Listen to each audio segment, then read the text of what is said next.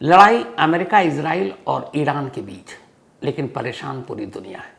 और उसकी वजह यह है कि अगर बाकी के देश ये सोच रहे हैं कि सिर्फ ये 3 देश लड़ रहे हैं और उन्हें इससे कोई फ़र्क नहीं पड़ता, तो फिर ये गलती है। गलती से अगर ये लड़ाई लंबी खिंच गई तो यकीन मानिए आपकी, हमारी जेबों पर, पूरी दुनिया की जेबों पर, पूरा घर का बजट, एक देश का बजट गड़बड़ा जाएगा। सामान के दाम आसमान छूने लगेंगे। और ये सब इसलिए है कि अमेरिका, ईरान, इजराइल बेशक एक दूसरे पर हमला कर रहे हैं, लड़ रहे हैं, लेकिन सिर्फ 33 किलोमीटर चौड़ी एक समुद्री रास्ता ऐसा रास्ता है जो दुनिया में तेल में आग लगा सकती है, महंगाई को आसमान तक ले जा सकती है। हर चीज़ का एक रूट तय है। आपने देखा होगा, अगर आप घर पर हैं और अगर आपके घर के ऊपर से आसमान पर अगर आप किसी प्लेन को आते जाते देखते हैं तो आपने देखा होगा कि जब भी आप प्लेन को देखते हैं तो वह एक ख़ास रास्ते से ही गुजरता है और दूसरी तरफ से भी एक ख़ास रास्ता होता है। ज़मीन पर भी आप देखते हैं कि सड़कें होती हैं जिस पर गाड़ियाँ चलती हैं, कहाँ रुकनी है उसके लिए रेड लाइट है। समंदर में भी आपने अगर देखा तो समंदर बहुत विशाल है। अब आपको लगेगा कि इतना बड़ा समंदर है, कहीं से भी एक जहाज़ को लेकर चल पड़ो, तो ऐसा नहीं होता।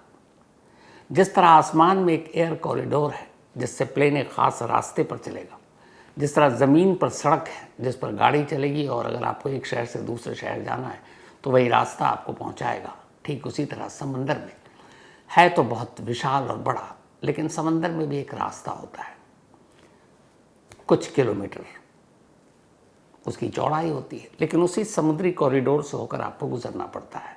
पूरे दुनिया के जो जहाज़ हैं उसी एक रूट से गुजरते हैं जो उसके लिए फिक्स है। ऐसे ही एक रास्ता है ईरान और ओमान के बीच, जिसको द स्ट्रेट ऑफ हॉर्मुज कहते हैं।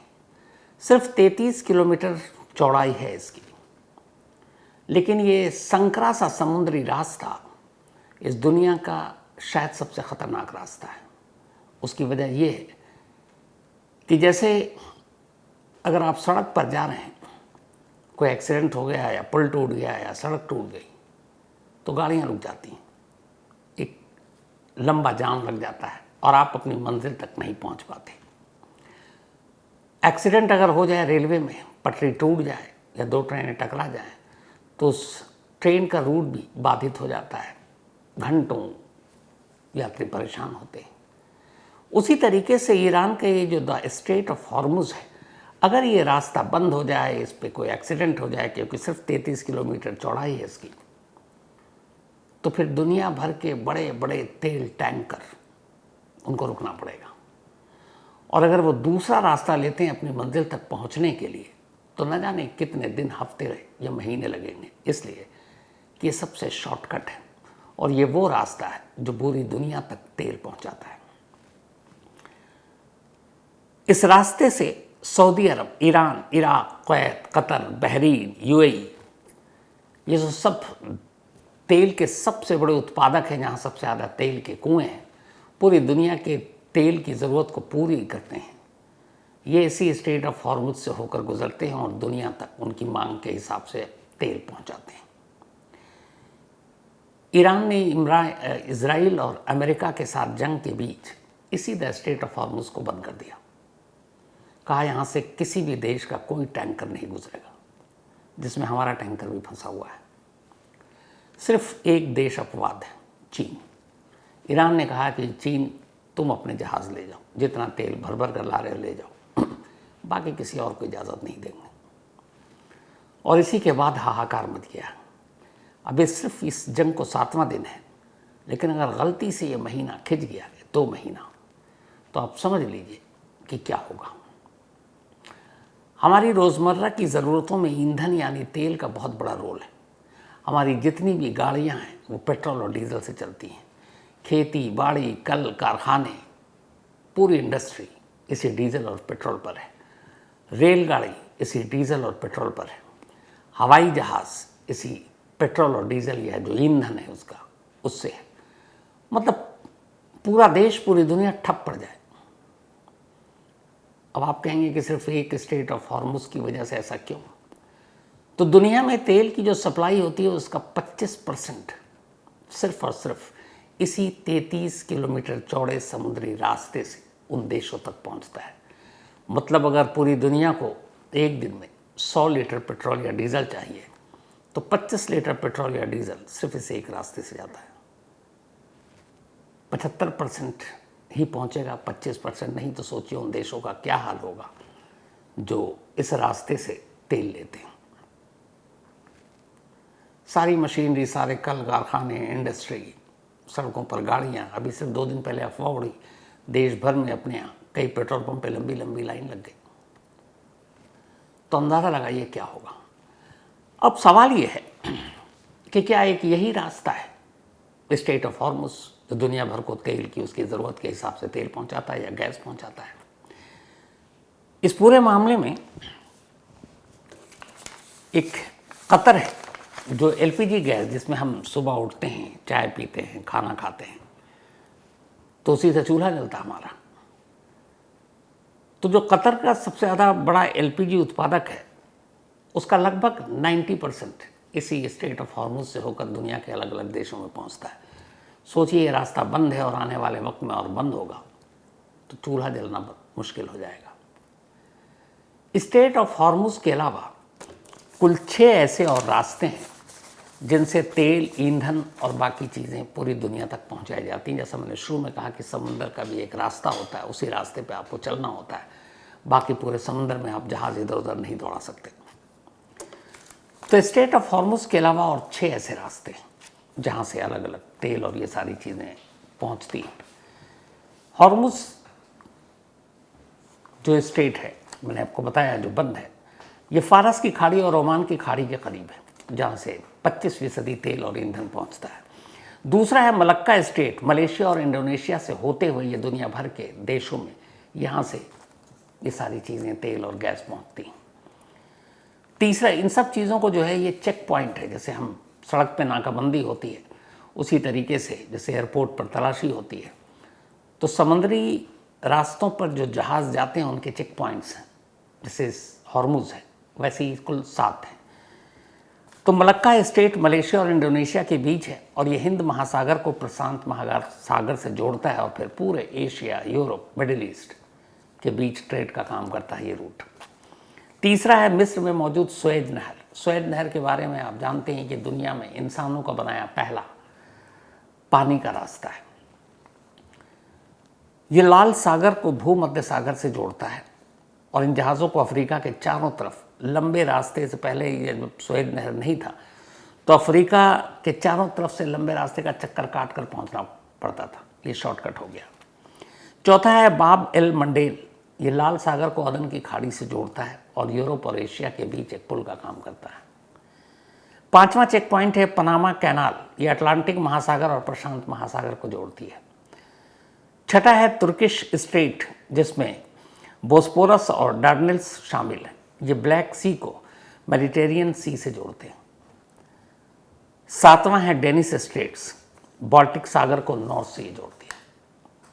तो ये 7 चेक पॉइंट हैं, लेकिन इनमें सबसे ज़्यादा अहम स्ट्रेट ऑफ हॉर्मुज है। उसकी वजह यह है कि ये 25% के करीब ईंधन इसी रास्ते से भेजता है।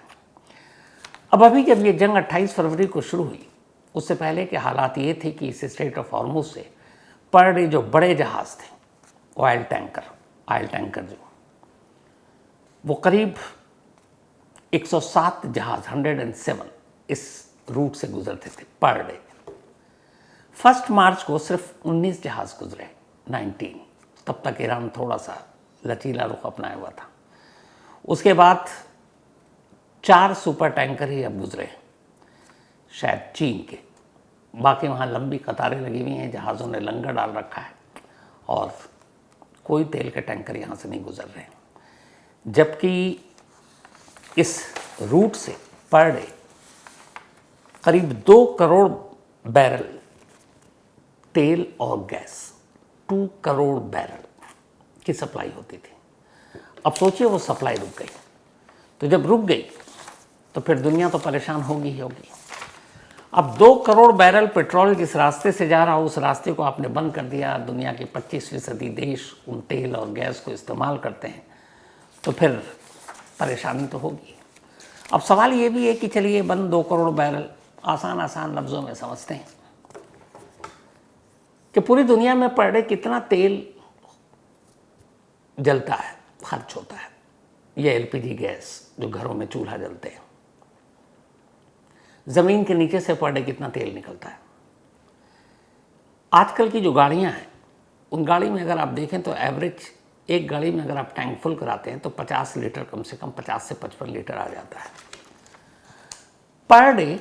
पूरी दुनिया में 100 से 102 मिलियन बैरल, 1.5 करोड़ टन और पता नहीं कई अरब लीटर ये तेल की खपत है।